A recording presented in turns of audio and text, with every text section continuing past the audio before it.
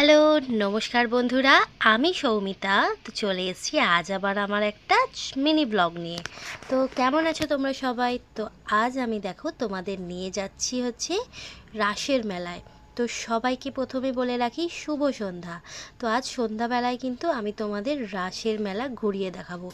সকলেই জানো যে শ্রী চৈতন্যের মানে জন্মস্থান নদিয়া। তো সেখান থেকে কিন্তু রাসের মেলাটা খুবই বিখ্যাত। তো এটা ছিল পায়রাডাঙ্গার শ্রী চৈতন্য মানব কল্যাণ সেবা আশ্রম। তো এখানে কিন্তু মানে এটা হচ্ছে পায়রাডাঙ্গায়। তো পায়রাডাঙ্গা যেটা আমার জন্মস্থান, সেখানে কিন্তু আমি ছোট থেকে এই মেলাটা বসতে দেখেছি। মানে এটা হচ্ছে রাস পূর্ণিমার মেলা বসে। তো 7 দিন যাবৎ কিন্তু এই রাস পূর্ণিমা হয়ে থাকে।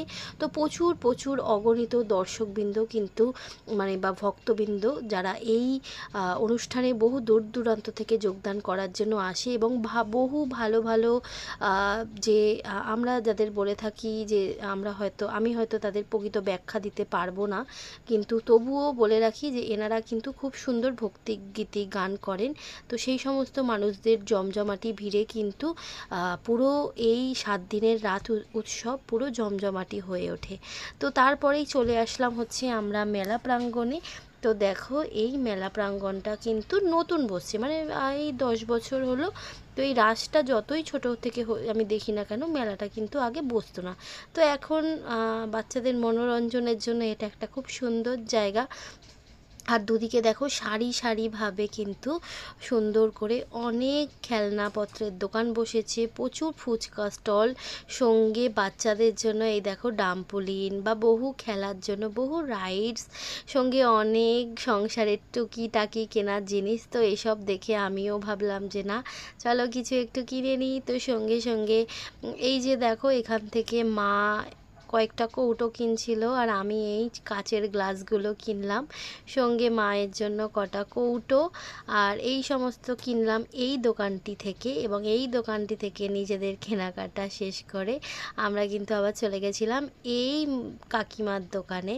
তো এনার দোকান থেকে কিন্তু আমরা কিনেছিলাম, মা আরও বেশ কয়েকটা কৌটো কিনেছিল। তো আমি গেছিলাম ক্লিপ প্লেট কিনতে, কিন্তু সম্ভব নয় কলকাতায় নিয়ে আসা। তো এই যে এই দোকানটা দেখো, এখানে কিন্তু হরেক মাল 10 টাকা, তোমরা লেখা দেখতেই পাচ্ছ।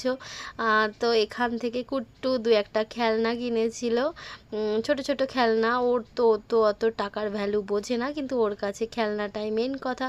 তো এখান থেকে কটা খেলনা কিনেছিল আর আমি কটা রুমাল কিনেছিলাম। তো এই দেখো বাদবাকি প্রচুর প্রচুর দোকান বসেছে। আমি পায়রাডাঙ্গার সমস্ত মানে পায়রাডাঙ্গায় যারা থাকো সবাইকে রিকোয়েস্ট করব, বাণীনগর এই রাসের মেলাটা প্লিজ ঘুরে দেখো, খুব ভালো লাগবে তোমাদের। সঙ্গে কিন্তু এই যে আশ্রম আছে ওখানে খুব ভালো নাম কীর্তন হয়, বয়স্কদের নিয়ে যেতে পারো, মন ভরে যাবে।